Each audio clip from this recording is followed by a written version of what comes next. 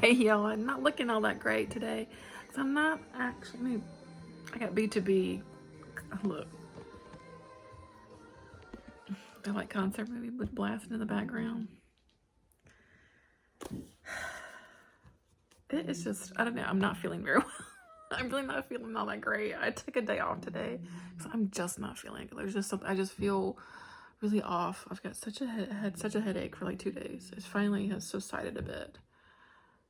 I don't know, I'm just not feeling all that great, but I thought I'd try to start a new vlog for the week. It is the Cornival, which is one of my little which is a fave like weekly little event. This is hosted by Kelsey over at Slime and Slashers. It's part of our Patreon. So you have to be part of our Patreon to join it. But it's super fun. We read books and watch movies that are about like, have like carnivals, clowns, circuses, you know, that kind of vibe. And it's always fun. It's also Shorty September still. So I really want to get through some of my shorties that I have pulled, you know, for Shorty September. But I don't know. I don't know. I watched the movie The Fun House. That was really good, actually. The first time watching that, Toby Hooper movie. It was really good. I really liked that movie.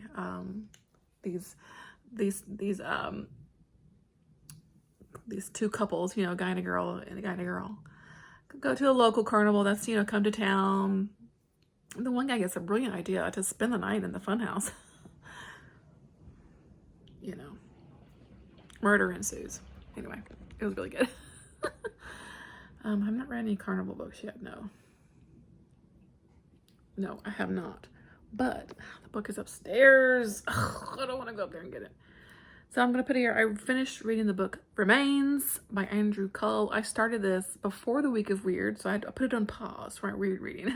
But I finished it. Really liked this, you guys. It is a short horror novel, and it reads super quick. The chapters are like 2 or 3 pages long. I mean, it's zip, zap, zap, zap, and you're finished with it. And also, like, the story itself is so compelling. Like, I really wanted to keep reading it. Like, I didn't really actually want to stop reading it for my weird reads, but I had to. So I picked it back up again. I finished it. It was so good. And it's very impactful, very emotional as well. And yeah, it was really good. So it's about, our main character is this woman. Well, we first meet her as she is leaving a sort of, what's the word I'm looking for? I guess like a mental institution. It's not really, but like a mental ward, you know, of a hospital. She has checked herself in and she's checking herself out. She's dealing with some grief, some really intense grief, because her young son was murdered, and we find out murdered pretty brutally. Okay, we do get some details. It's pretty bad. But she, you know, like I said, she's kind of coming out of the hospital with sort of, you know, just trying to move on. You know, she and her husband are living separately now. It's just, you know, it's hard, right? It's hard to kind of stay together, I think, after those sorts of things sometimes anyway. And, but she is continually pulled to the house where the murder took place. So she's, you know, sitting outside and things like that. And she sees, like, one night as she's sitting outside, she sees a glimpse in the window. That's all it takes for her to like want to get inside the house and try to, you know, see her son again, you know, contact his spirit, that kind of thing. And let's just say maybe she gets way more than she bargained for, and it gets dark and creepy, and oh my god, it's really good, you guys. It's really good. I really liked this book. Some definitely like really creepy scenes. If you're looking for something spooky for Halloween season, read this one. It's got some really creepy, spooky vibes. Yeah, really good. If you like grief horror, which I'd say if you like grief horror, but you know, if you are pulled to those sorts of stories, add this one to that list, because oh man, yeah, she's just going through it, man. It's really tragic and sad, but yeah, it's really good, you guys. So highly recommend it. And I've had that book sitting on my shelf for a couple of years now, so I definitely read it. Yeah. All right, so I think that's all I have in progress. I don't even know what's going on. I don't know what's up. That's a lie. I did listen to an audiobook yesterday at work. Orbital that what did it win an award last year? Was it Booker? I forget the award, but anyway, by Samantha. I don't know, whatever her last name is. Anyway, is I even the right first name? I don't know. Okay, this one was interesting, you guys. It is a very short. It was about a 5-hour audiobook. I did like the audiobook very much. It's one I'd had on hold for a little while, so it's one of those like Libby's like, hey, you know, those kinds of things. And this, like I said, it's super interesting. It is taking place out in space, and we are on a like a space station. It's like modern day, you know. So there's some astronauts and cosmonauts out on the space station, and we are following, you know, several of the characters as they are just, it takes place in sort of like one Earth day, but they make several orbits around the Earth, and it's really just sort of, it's kind of, I hate to say slice of life, but we get a lot of, there's a bits of like what's going on at the day-to-day, no, or the hour-to-hour kind of work that they're doing at the, you know, on this, I say spaceship, not spaceship, on the thingamajig. And then they're also thinking about their lives back on, like, on Earth, so kind of what led them to want to be an astronaut, sort of the life that they are living on Earth, you know, some loved ones or people that they've left behind, you know, that they're, you know, living without right now. There's, I think it's just sort of talk about kind of like just humanity, you know, like kind of what it means to be like living on, you know, on Earth and living this life, the life that we lead, and a bit of, you know, philosophizing, is that a word? About the importance, you know, what's important, what's not important, you know. I don't know. It was definitely interesting. So yeah, I'm glad I read that. And it's a shorty. So I don't know if I explained it very well, but it's hard to, I think it's one that's just kind of hard to explain. So yeah. Other than that, I don't know what I'll get into. I'll just check in later. Bye.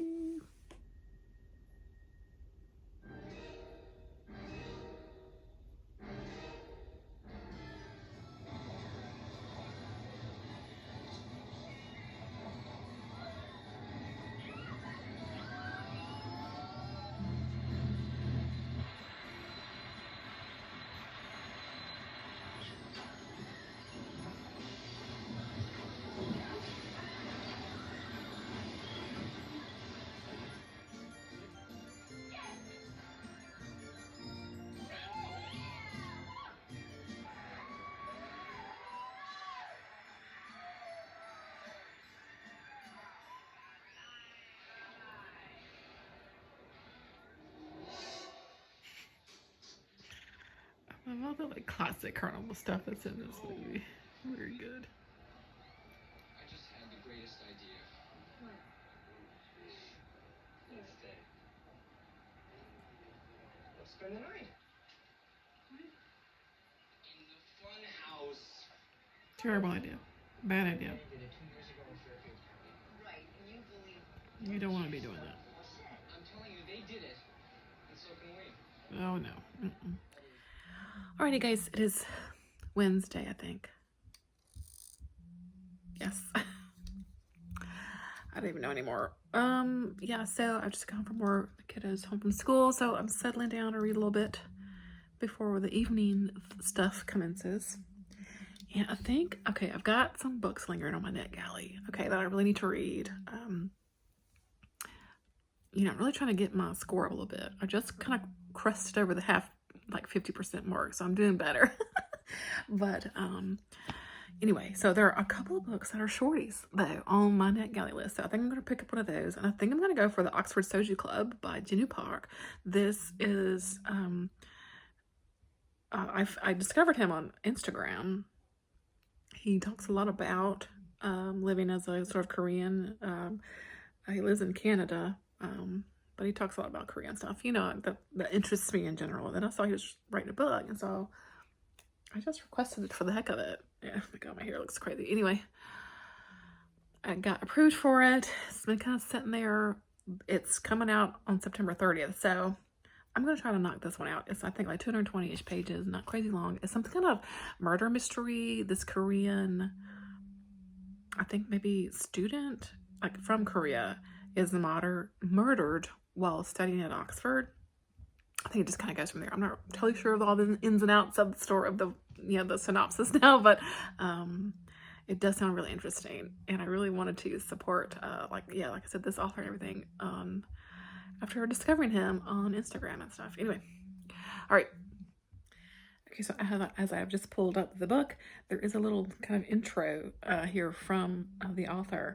And so it says here, on the surface, Oxford Soju Club is about a Korean-American CIA agent, a North Korean spy, and a South Korean restaurateur engaged in a high-stakes cat-and-mouse game in Oxford. It is a metaphor in one part about the ruthless competition between Korean immigrants that I've experienced, but this story is also about the way in which immigrants wear different masks to hide their true identities for survival. Each character represents the different masks I have worn as a Korean immigrant: the one who tries to assimilate, the one who tries to be the model minority, and the one who rejects all of the above and tries to be Korean. None of them turned out to be the path to finding my true self, so I wrote this book to seek the answer. Let's see. In the end, I've learned from writing this book that the way forward is not in labeling people by nationality, ethnicity, or race, but in peeling back the truths behind the masks and bridging the gaps between them, allowing us to see how it all comes together to form the multiplicity of identities in the Korean diaspora. So that's, super interesting. All right. And this is actually already released in Canada, just so you know. If you are Canadian, you can actually go ahead and read this book. Anyway, it doesn't come out in the US until, like I said, the 30th. So, all right, here we go. Hey, y'all, let's check in. It's Friday. We made it to Friday, so let's check in. I read some pretty good things the past couple of days. Okay, so let's just check right in with it. I've got this one. The Elephant in the Room by Goldberg Sloan. I read this for Cornival because it's, circus sort of adjacent, I would say. And this one we follow this is a middle grade book. It is just over 200 pages, so it does fit for Shorty September too. But it is a middle grade story about this young lady named Aliya, and she is, that's her story. She is here in America, but her parents are immigrants from Turkey. And as we learn right in the beginning of the book, her mother has had to go back to Turkey for sort of paperwork issues with her visa and things, and has been gone there for like a year. Like, it's crazy town. But anyway, so it's just her and her dad right now. A lot of sort of anxiety and sadness surrounding, the mom just not being around and stuff. It's really kind of sad. So there's a lot actually of discussion about sort of immigration and things like that in here as well that I think is pretty relevant of things we were dealing with today here in America. But also Aliya and her dad one day, they go to this elderly man's house because Aliya's dad's a mechanic, and they're fixing this old guy's truck. He has this big property, and they kind of befriend him in a way. So there's this sort of unlikely kind of friendship, that develops between, her and her dad and this kind of older man. And then this elephant gets involved as they just stumble upon one morning while having donuts, this family circus that is, they are retiring, winding down the circus act. So the old man, because he's, an older man, retired, and has money to spare, buys the elephant and has it live on his property. This does take place in like the Pacific Northwest, or I think it was like Oregon or something from what I remember. And that's kind of the gist of our story. We have our young Aliya here who loves elephants, and it's kind of like into school year, into the summer season. So a lot of this takes place over the summer, and Aliya is going to the guy's property a lot, helping with the elephant, and lots of things happen in between. But it's a really, like I said, lovely little story of this sort of unlikely friendship. I think also a lot of here are sort of about, caretaking of animals, valuing, animals' lives. A lot of here because there is some new discussion here about sort of old practices of circuses and why a lot of circuses are, you know, not around anymore, especially the circuses that feature that, you know, that have animals in them because of, you know, things, how they were treated and things like that. And so there's, you know, there's discussion of that in here. Of course, you know, being, you know, from an immigrant family, finding your place in the country, feeling a little out, maybe a little isolated at times. Just kind of a lot packed into this little book, and it was really quite lovely, actually, and I enjoyed it. You know, a lot of it is a lot of conveniences happen in the story, like they just happen to be at this place, happen to be at that time, happen to meet these people, but, you know, this is a book geared towards children, and I think they maybe won't criticize that too much, but I think the overall sort of message here is quite delightful, so I enjoyed it, and I had a good time with that. I also, for Cornival, read Church of Marbles by Leslie Parry. Bro, a complete like 180 from Elephant in the Room. This is not an easygoing and lovely story. Okay, it really is not. This is a pretty, it's actually a pretty harsh story, and I ended up really loving this story. I will say it took me a little bit to get into it. And I was like, oh man, this is, I'm not gonna play this book. I've had this on my shelf for so long. Man, I'm not, you know, dropped it. Oh man, I'm not gonna get into it, but I will say, you know, if you ever plan on reading it, you know, just kind of stick with those first few chapters, you know, because boy, it'll be worth it. The payoff is worth it after you kind of, you know, get through, you know, learning all the characters and things like that. We really follow about 4 different characters in here, and so it just takes a little bit to get kind of who's who. Not that they're similar or anything, but, you know, I mean, it's just figuring out this world that's created. So this takes place in like 1895, I think it was, in New York City. Was it 1895? Yes, 1895. And oh my goodness, there's a lot going on in here. And ultimately, we've got 2 sisters that used to work at this place called Church of Marbles on Coney Island, which was a sort of, you know, sideshow, sort of, you know, circusy type things, not like circus, but, you know, I mean, a little show that was put on Coney Island, and it was run by their mother. Like I said, they were twins, and they had you know, there was an act, and they had other, you know, acts that would perform and things like that. And then but in the very beginning, we learn all of this is the building of the Church of Marbles has burnt down, and the mother did not survive. So we've got the 2 twin sisters, and they are youngish, you know, say probably like early 20s, maybe, you know, still pretty young, and so, but one of the twins just sort of flees and goes in kind of into the city with no real notice. And so so one of our perspective is the sister that was kind of left behind, and she is kind of wondering what's going on with her sister, you know. And then we've got a young man named Sylvan that we follow, who works kind of this night shift, literally cleaning out like privies in a sort of more rough kind of tenement neighborhood in the city. And he finds a baby one night that's been basically thrown out with the literal shit. And but it's still alive. And so he picks it up, and he's determined to find out who this baby belongs to. We follow another character named Alfie, who has been sent to basically like a sanatorium for reasons. And but she is, of course, has her own story, and you know, her scenes in the sanatorium were awful, and it's just really sort of tells this story of women that they would just be sent to these sorts of places just because sometimes, you know, just to get rid of them. Anyway, I loved Alfie.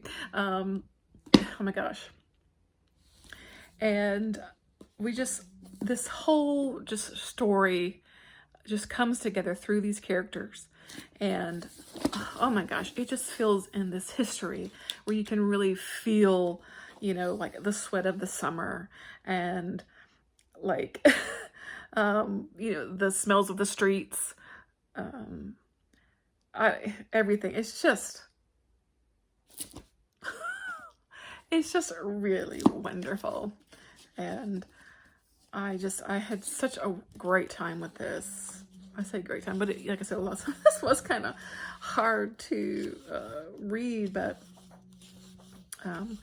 yeah, I guess I said 4 characters, but I guess the bulk of our story is the 3 characters.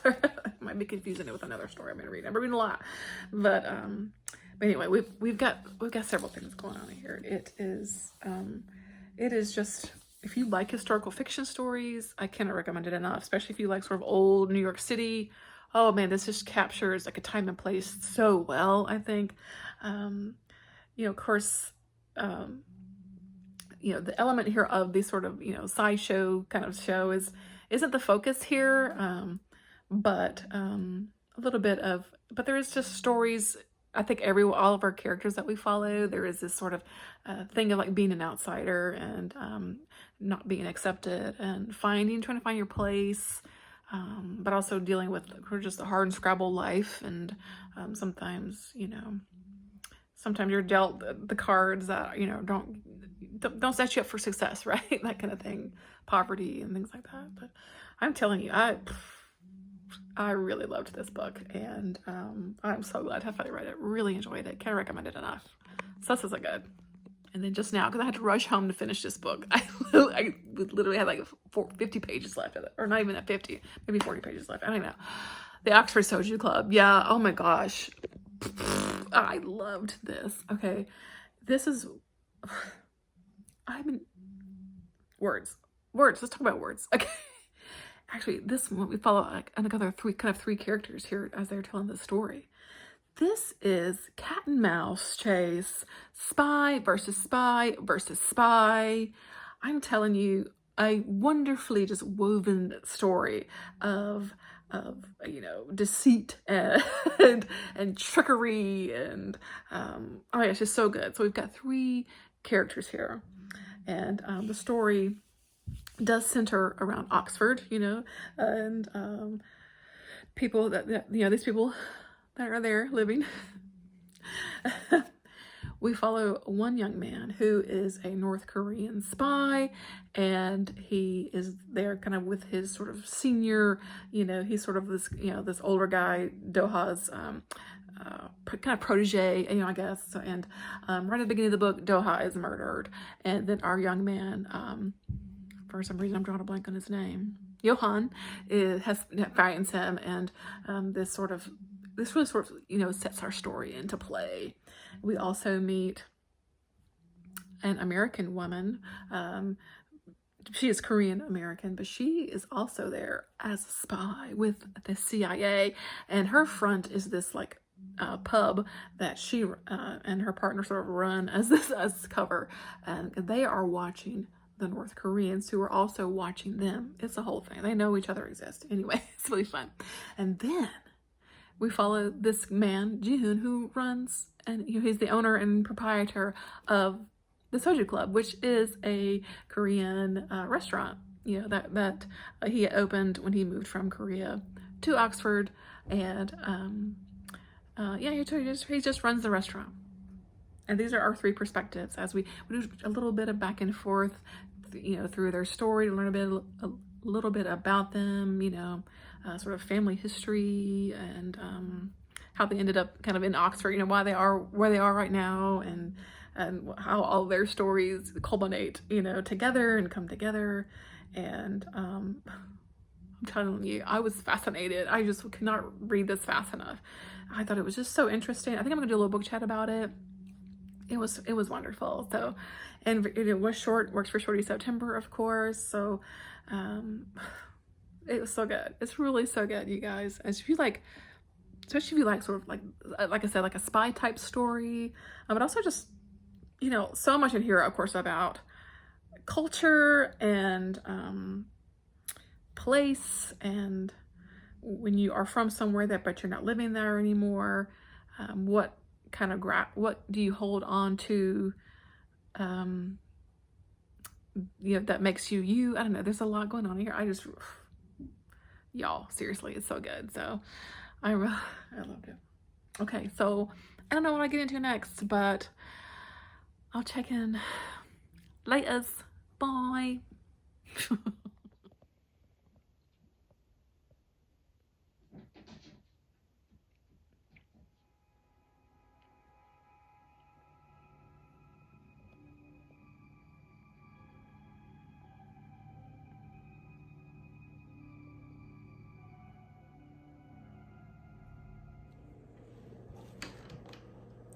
Hi. It's Saturday morning. Well, it's actually Saturday afternoon. I'm still having some coffee though in my dad mug. Okay, so this book I started, I want to say I read this for the first week of Weird. So that would have been March this year. But in the back part of the story, so the beauty is actually only this part, and that's what I read. There's a whole other story in the back of this book called Peace Pipe. So I read it, and it was really good. So now this entire book is complete.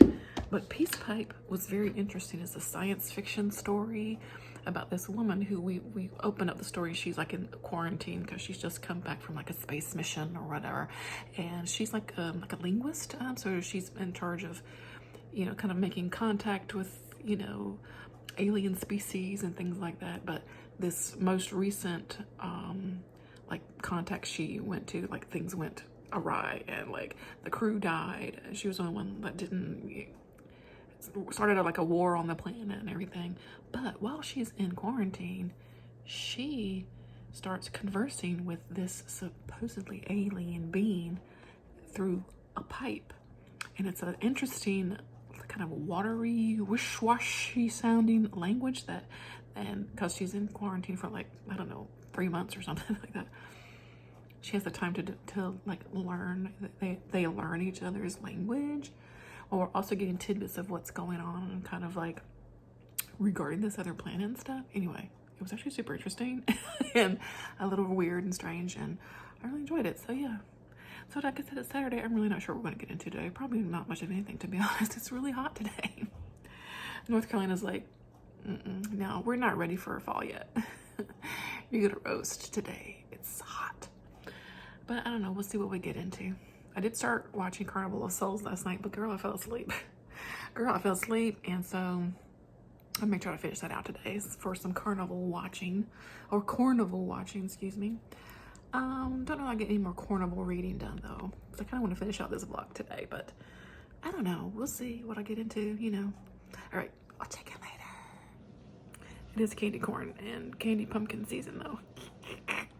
So I've actually decided I've got so many old like Halloween cards, so I'm cutting these up into like sort of smaller bits to upcycle into new Halloween cards to send out this year. So I do Halloween card exchanges with folks, so I think this will be a great, because honestly these cards just kind of end up sitting around and, you know, sorry if you hear the microwave in the background, but I'm nuking my lunch. Anyway, that's what I'm doing. I'm also watching Carnival of Souls to finish that movie out. All right, bye.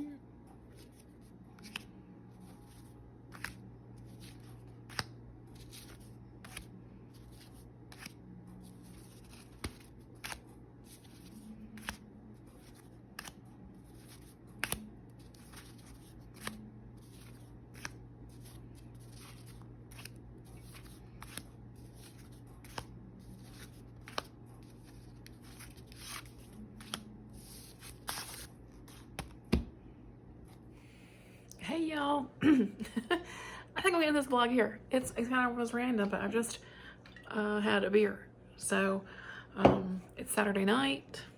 The new week starts tomorrow, so let's just wind down this vlog. Yeah, I made some Halloween cards. I showed you that. I finished watching Carnival of Souls. It was really good. Very creepy. Old black and white. I think it was from like 1962-ish or so. Very creepy. Yeah, it was good. Yeah, I had a good reading week, and so we're just gonna leave it here. Yeah, I think I've wrapped up everything that I read, right? Pretty sure. Yeah, so that's it. I have read some good stuff this week for Shorty September, for the Cornival. Watched a couple of fun things. Yeah, it's a good time. All right, thanks for watching. I hope that you are doing well. And Halloween-a-thon officially starts tomorrow, so that's exciting. So I'll be hopefully joining into that, hopping into that while I'm finishing out Shorty September. Fun stuff. All right, thanks for watching. I'll catch you later.